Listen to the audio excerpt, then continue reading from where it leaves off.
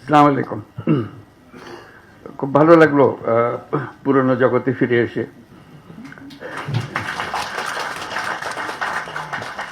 পুরনো লোকজনকে দেখে আরো ভালো লাগলো। অনেক পুরনো কথা মনে পড়লো।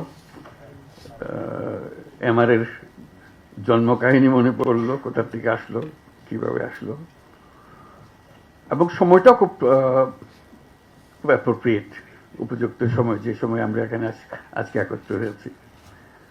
কারণ অতীতে যেসব কথা বলছিলাম একদম শুরুর দিকে,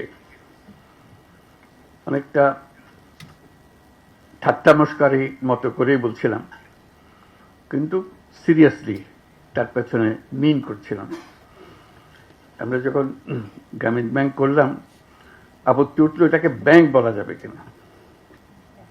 গরিব মানুষকে টাকা দেওয়া থেকে ব্যাংক হলো নাকি? একটা ব্যাংকের অপমান করছেন আপনি, এটা একটা বড় ইস্যু হয়ে গেল।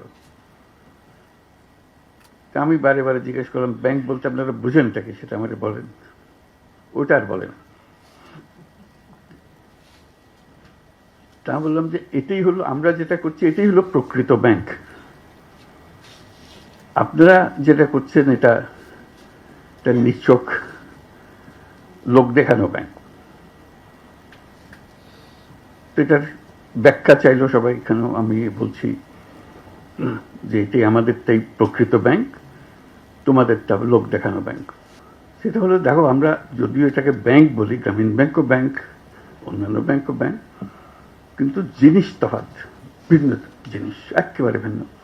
কিরকম ভিন্ন তা আমি উদাহরণ দিতাম, এখনো সেই উদাহরণ আবার বলবো আপনাদেরকে।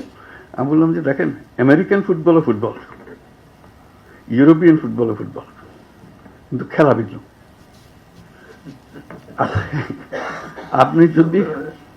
আপনি যদি ইউরোপিয়ান ফুটবলের রেফারিকে নিয়ে আমেরিকান ফুটবল চালাইতে চান, ইট উইল বি ডিজাস্টার, পাগল হয়ে যাবে সবাই।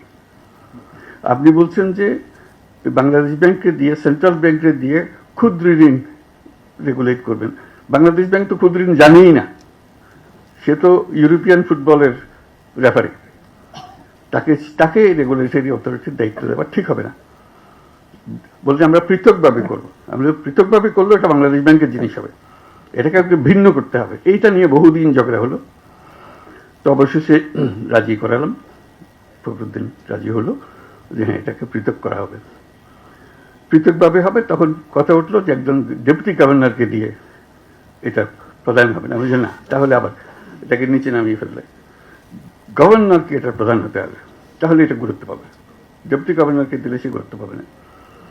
এটা নিয়ে আবার ঝগড়া হলো, মতবিরোধ হলো, অবশেষে সেটাও রাজি হলো। তারপর বলল যে এটা এখানে আমাদের অফিসে এরা করবে। আমি জানা, তো এই অফিসে, বাংলাদেশ ব্যাংকের অফিসে এটা হতে পারবে না, এটা ভিন্ন পৃথক জায়গাতে হতে হবে।